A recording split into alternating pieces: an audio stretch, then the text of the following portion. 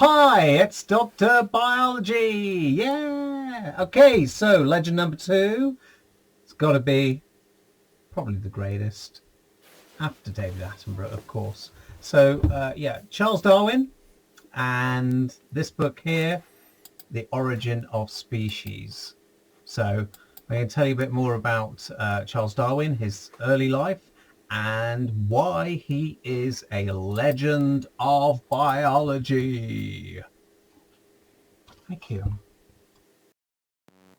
Number 1. So Darwin's early life, you're probably wondering why that's one of the main points. Well, he was interested at an early age in nature, science and collecting. However, you'll be surprised to know that he didn't really think he was very clever. His father was quite hard on him at an early age. Unfortunately, Darwin's mother died when he was only 8 years old, and his older sisters helped to raise him until he went to boarding school when he was 9. Darwin found school boring. Obviously, he hadn't been taught by Dr. Biology. But he really loved nature and being outside. So there's kind of parallels a bit with David Attenborough's early life. Darwin collected plants, dead animals, and his family noticed that he liked going for walks on his own to find things that he could add to his collection. His father decided he should go to become a doctor. This is something that Charles Darwin had no interest in whatsoever. He found it dull and he attended lectures instead on geology and zoology. And then his father again decided that this wasn't going to work, so he must become a vicar. So he spent 3 years in Cambridge, again not succeeding very well in his studies, and then he actually started to associate with more scientists of the age. A key meeting happened early in his life with a Reverend Henslow, who's a professor of botany. Henslow wrote to Darwin telling him of an opportunity to volunteer as a naturalist on the voyage of the Beagle, a scientific expedition of the Southern Hemisphere. And on 27th of December 1831, the Beagle set sail from Plymouth. Number 2. So the Beagle was a survey ship, and as I said, they left in December 1831, and you can see it was a 5-year trip. So with the 5-year trip, they started off at Plymouth, and then they moved down through South America around to the famous Galapagos Islands, and we'll talk about Galapagos Islands in a minute, and then back via Australia, and then Africa, and then a bit Brazil, and then back. So a 5-year voyage. Now, Darwin did not find this at all to his liking in the beginning, because the ship was quite small, and obviously the sea is quite large. Okay, so there's the HMS Beagle. You can see it was quite a small ship.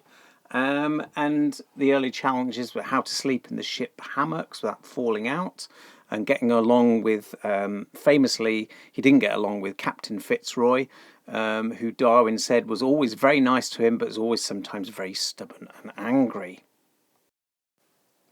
Now, they didn't reach the Galapagos Islands until 1835.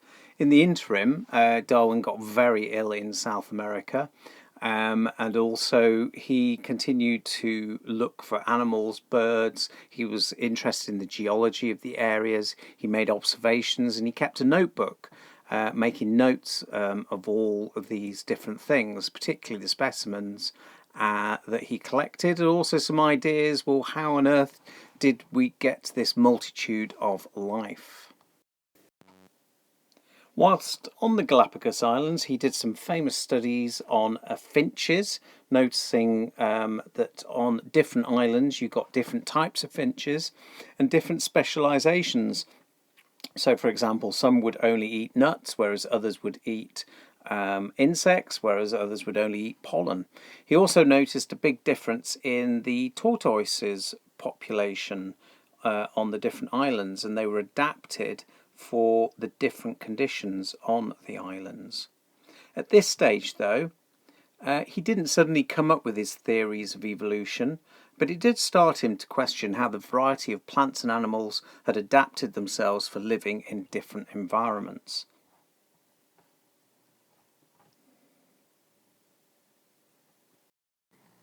Number 3.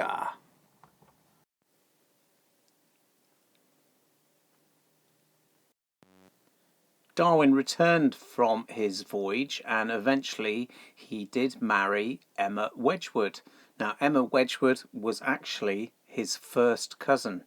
In the 19th century, it was quite common for people to marry their first cousins, whereas nowadays it is not. And they had 10 children. Unfortunately, 3 of those children died while they were very young and when they were babies, and Anne when she was 10. Anne was one of Darwin's favourite children, and her death really affected him deeply. But they were a very happy family, apparently.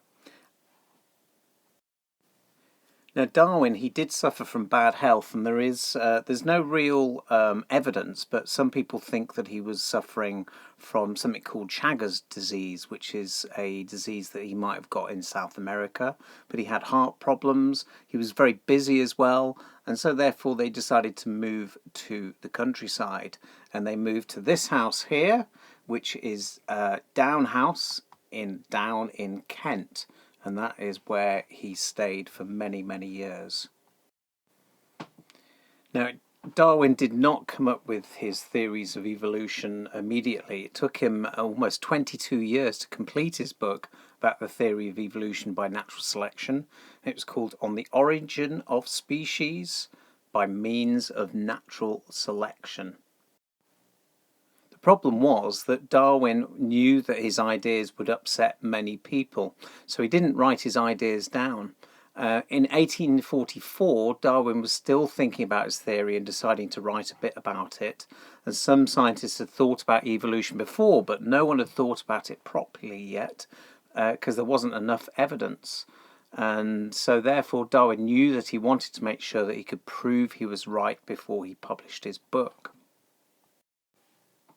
Now, in 1880, another British naturalist called Alfred Russel Wallace sent Darwin a copy of a paper he'd written called On the Tendency of Varieties to Depart Indefinitely from the Original, which, to Darwin's surprise, showed that Wallace had had similar ideas to his own.